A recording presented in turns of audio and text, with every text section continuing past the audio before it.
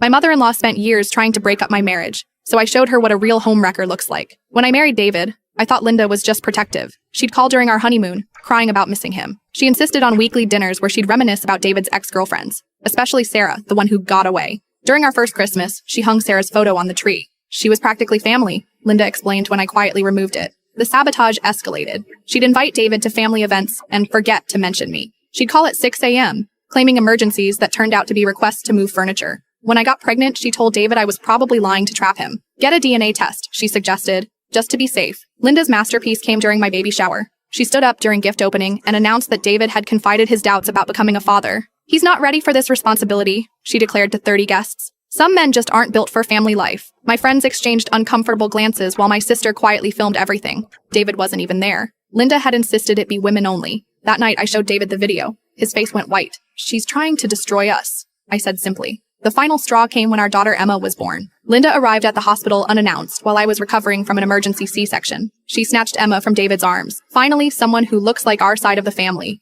she announced to the nurses. Thank God she doesn't have her mother's features. She then breastfeed shamed me, suggesting formula was better since I'd obviously struggle with maternal instincts. I was done with her games. But instead of exploding, I got strategic. Linda worked at a high-end law firm where appearances mattered. She'd spent 20 years building her reputation as the perfect employee. I started documenting everything. The manipulative calls, the boundary violations, the public humiliations. I saved voicemails where she called me worthless. Then I discovered Linda's biggest secret. She'd been having an affair with her married boss for 3 years. I found hotel receipts in her purse during dinner. She'd left it open while using our bathroom. Instead of confronting her, I got creative. I anonymously sent everything to his wife, hotel bills, romantic text messages I'd found on Linda's phone. I included a note explaining she deserved to know. Within a week, Linda's world imploded. Her boss's wife filed for divorce, naming Linda in the papers. The law firm quietly let her go after 20 years. I also sent the compilation of Linda's harassment to her church group and neighbors, people who'd heard years of complaints about her difficult daughter-in-law. Linda called, screaming about how I'd ruined her life. You destroyed my marriage,